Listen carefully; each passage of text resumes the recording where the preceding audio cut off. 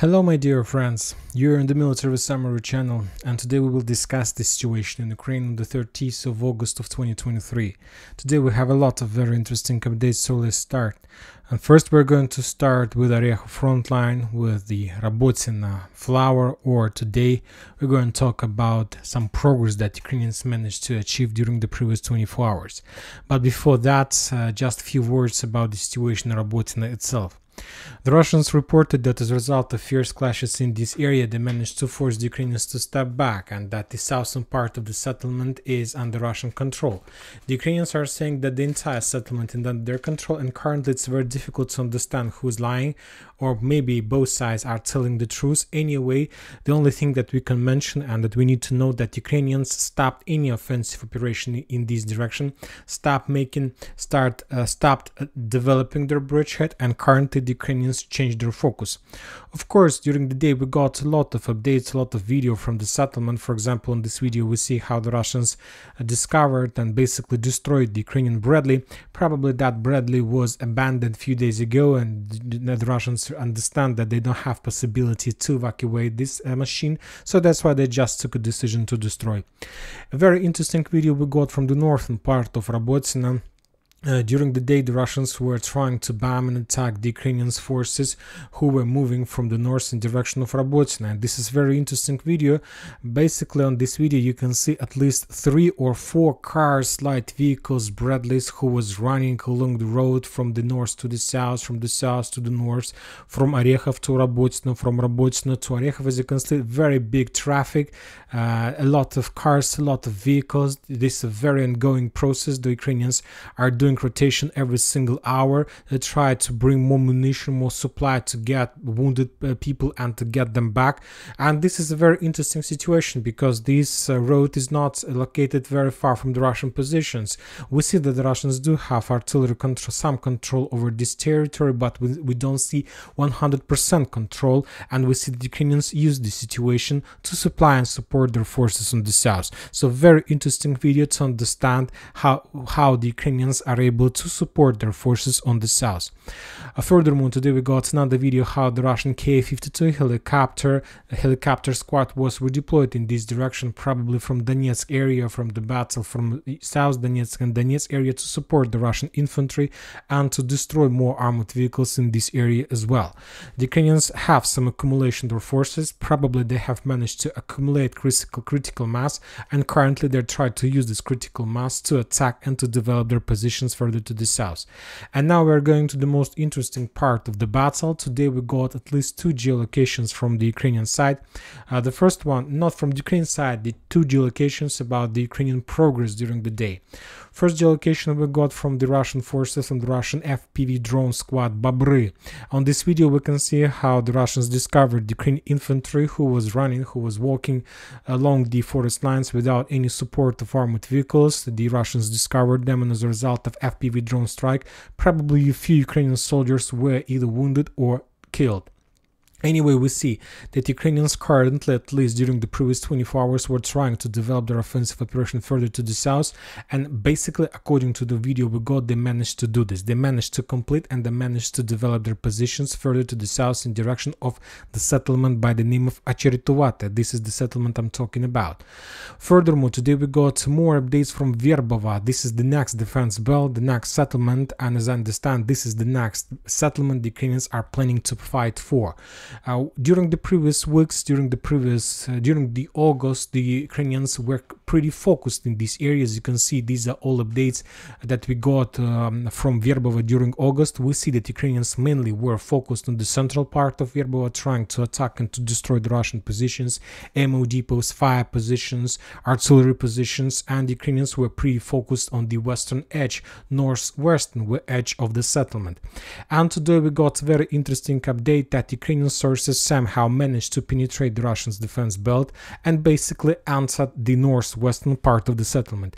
And according to the latest information we have, the Ukrainians have already launched assault operation and currently try to dig in deeper inside the settlement as much as possible to create a foothold and to prepare the foothold for another armored vehicle rush in this direction. Very difficult to understand what exactly is going on here. Some sources are saying that the Russians took a decision to step back, to withdraw, and to get and to move towards more reliable positions in this direction. Anyway, the Ukrainians are already in the settlement. The only question I have, and this is a very important question, which direction the Ukrainians used for that attack, because there are two options. The first option is that the Ukrainians, as a result of offensive operation along the trenches, along the main road that goes from Robotina to Verbove, attacked and basically penetrated and captured every single stronghold on their way. The second option, the second direction is to attack from the north. This is also an option, and this is completely different scenario for the Ukrainian forces. And it's very important to know and to understand how the Ukrainians attacked and which direction they prefer and they used. Because if the Ukrainians attacked from the north, yeah, there is no problem for the Russians because they still control the main belt that located on the west of Robotina, and I'm talking about this line. So this is if they attack from the north, so nothing.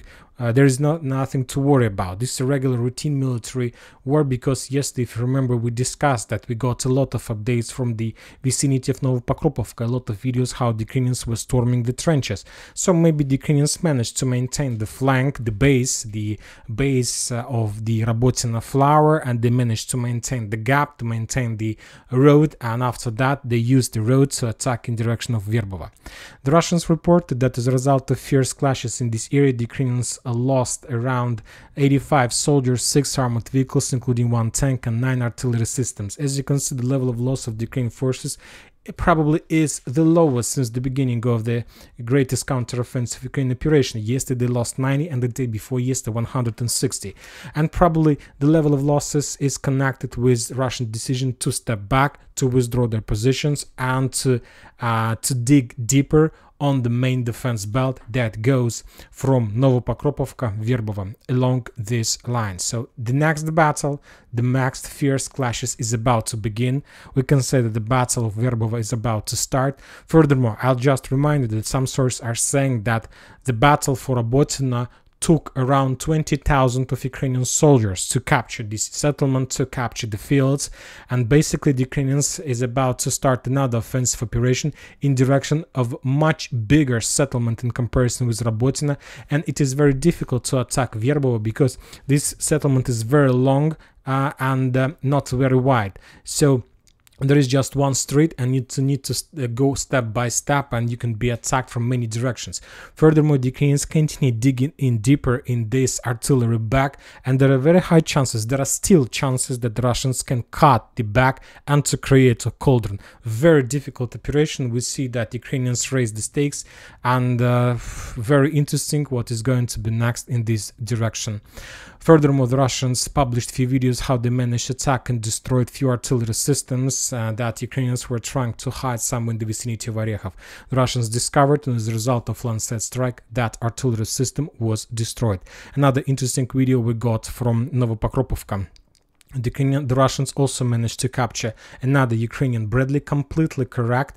They evacuated that Bradley system with tanks, and basically that Bradley systems will go to the Russian engineering offices. They will split this system in parts, and they will try to understand whether they are able or not to improve their own Russian weapon. The Ukrainians also published the video how they managed to discover and to destroy the Russian electronic warfare weapon. Probably maybe that was also a reason why the Russians were so unsuccessful during the previous days of clashes in the vicinity of Robotina.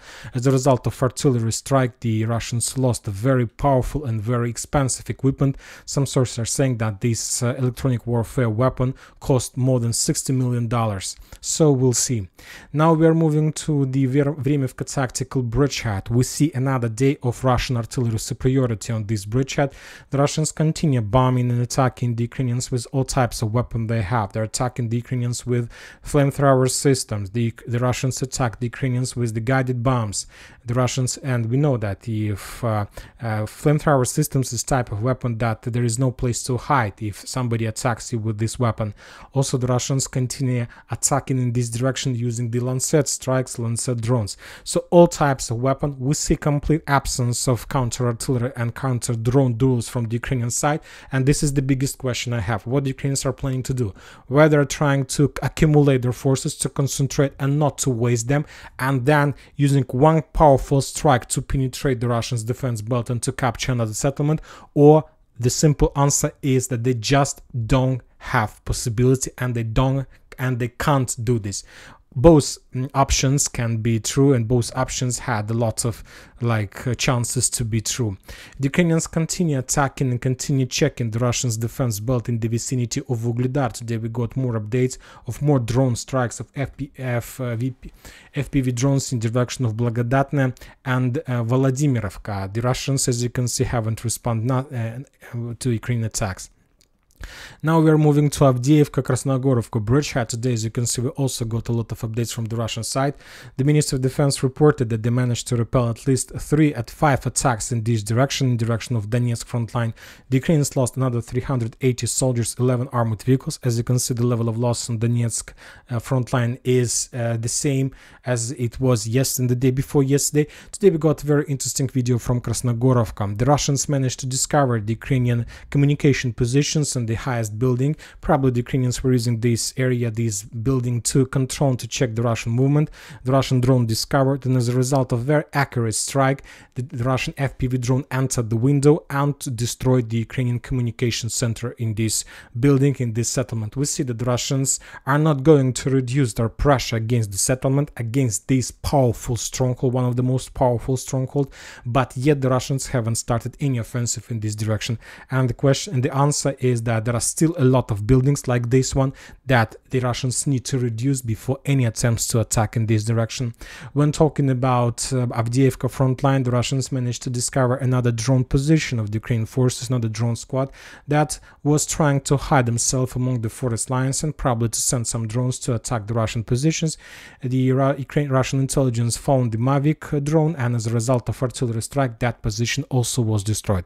And I'll remind you that during the special military operation, we understand that there are two types of forces that the most important. The first one is artillery systems and artillery forces, and the second one is drone operators. These two forces is like gold, is like priceless, and you don't have right to waste these type of forces for free or for nothing. This is even more than a military crime when talking about losing of another FPV operators or drones.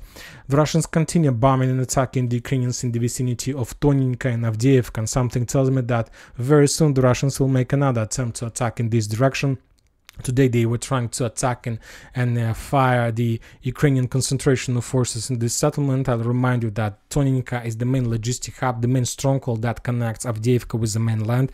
And if the Russians are able to capture this settlement to penetrate the Ukrainians' defense belt, basically they will be able to encircle Avdiivka. It's very interesting that to finish the long story of Avdiivka, this heavy battle, and to complete the tortures of the civilians in the settlement, the Russians need to bypass just a few kilometers, just 3 kilometers on top of the map, and they need to develop their bridgehead just another 4 kilometers in width. And this is the smallest foothold the Russians need to take to complete the all bad things with Donetsk. But these 3 kilometers probably is the most difficult 3 kilometers in Russian army that they ever can pass, or something like this. Furthermore, the Russians managed to discover another communication center in Avdiivka, and as a result of FPV drone attack, that communication center or radar was also destroyed. So we see that like radar day of Ukrainian forces. Now we're moving to Bakhmut, to Artyomovsk. Today we got a lot of updates. We see that both sides, either the Russians and the Ukrainians, intensified their actions, and probably this situation is connected that both sides, either the Russians and the Ukrainians, brought more forces to the combat line. The Russians, as I understand, brought forces to repel upcoming Ukrainian another wave of offensive operation, and the Ukrainians brought their forces for another offensive operation. And as we know, the main logistic hub of Ukrainian forces take place in Ivanovska, so that's why the Russians have already established control over the settlement a long time ago. They have a very perfect position from the stronghold in the western part of Artyomovsk by the name of the Mino, if you remember, of those days of assault operation of Wagner. We remember every single title of every single stronghold in that area. The Russians have their communication equipment, their drone equipment, and they have no problems to control Ivanovsk. And on this video, for example, we see how the Ukrainians lost another armored vehicles that were running around the streets. A little bit to the north, the same squad of Russian FPP operators destroyed another Ukrainian truck, a supply truck that was trying to bring some munition or probably to evacuate wounded from the combat line. We see how the Russians control this area with artillery strikes, with Grad, with missiles, with all types of weapons they have, with one purpose: to reduce the Ukrainian possibilities, to reduce their logistic possibilities in this area, and not to allow them to restart any offensive operation in Klishchiivka. Because when talking about Klishchiivka and Andreevka, we know that the situation in this settlement is very difficult. Another supply truck was destroyed somewhere along the canal that goes from Chasov Yar in direction of Klishchiivka. Some poor Ukrainian was trying to bring some munition, probably some food or cigarettes, to the combat line, and basically he didn't manage to get there. He was destroyed on his way to this area. When talking about the Ukrainians, as a result of offensive, a fierce assault operation, they basically managed to penetrate the Russians' defense belt and to establish control over this forest line. And basically the Ukrainians reached the main defense belt that goes along the railways. And also the Ukrainians managed to create an ambush for the Russian soldiers. And currently there is a very powerful foothold with possibilities for armored vehicles, Ukrainian armored vehicles, to make a normal rotation. So they're not just capture the settlement, they also have possibility to rotate their forces, to replace them with the fresh forces. Of course, it's not so easy and not so like 100% chances to do complete, but anyway, they have this possibility and they have this access. Furthermore, the Ukrainians managed to create an ambush for the Russian forces along the railways, and up to 10 Russian soldiers were killed because they just didn't know that those positions were been already captured by the Ukrainians. Anyway, we see that Ukrainians created a powerful foothold along the railways, and now they need one thing: to improve their positions, to attack to Andreevka, to attack in direction of Zelenopolye, Kurdyumovka, and to attack further in direction of Mykolaievka, where the Ukrainians during the day managed to destroy another Russian armored vehicle as a result of FPV drone. The Ukrainians damaged the Russian tank, as we can see, and probably that was T-90. Very difficult to understand whether the Ukrainians managed to damage, but as you can see, the Ukrainians attacked this tank from behind. So basically the tank was attacked in its the most, let's say, easy position, easy side when talking about its common defense. Now we are moving further to the northern part. Today we haven't received almost nothing from the Zelezyanskaya front line. We discussed this area many times. Today just the Russians published few confirmations that as a result of Ukraine's attempt to attack, they lost at least 2 tanks that were abandoned in the entrance of the forest. As you can see, there is a flame, there is a fire above the tanks. Very difficult to understand the real situation in the forest. Something tells me that currently this forest is split into parts, and one part is under Ukrainian control, another one is under the Russians. Now we are moving further to the Sieversk bridgehead, and we haven't almost received nothing, just the Russian attempts to attack further in direction of Bilogorovka. We haven't received any updates whether the Russians were able to capture this forest, this stronghold, this industrial area, but today the Russians published the video how they started bombing and attacking another Ukrainian checkpoint on the southeastern edge of the settlement. The Ukrainians used this building to have their eye positions, to have their tank positions, anti-tank positions, and so on.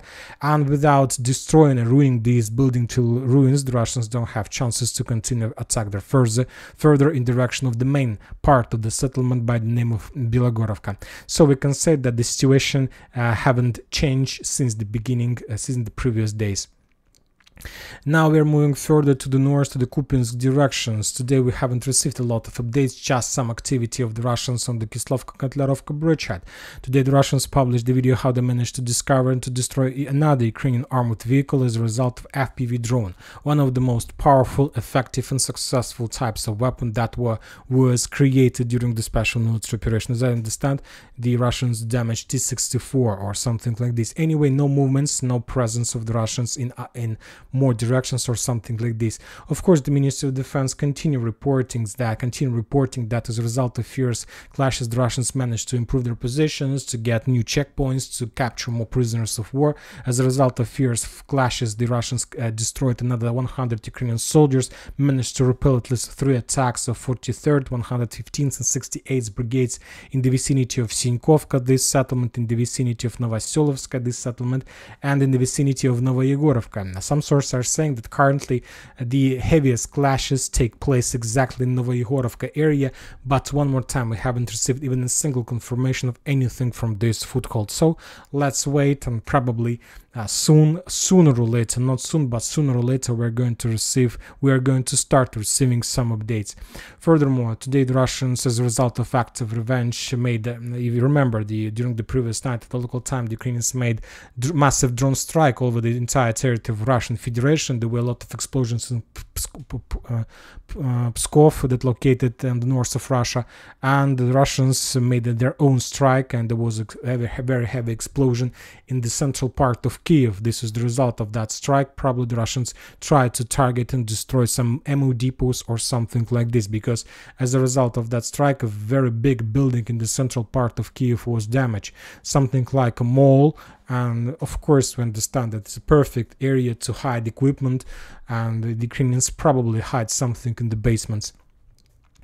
And that's it for today. Military Summary channel reminds to condemn any violence in the world. Thank you for watching. Subscribe to my channel, put your likes, join my Patreon, and have a good day. Bye bye.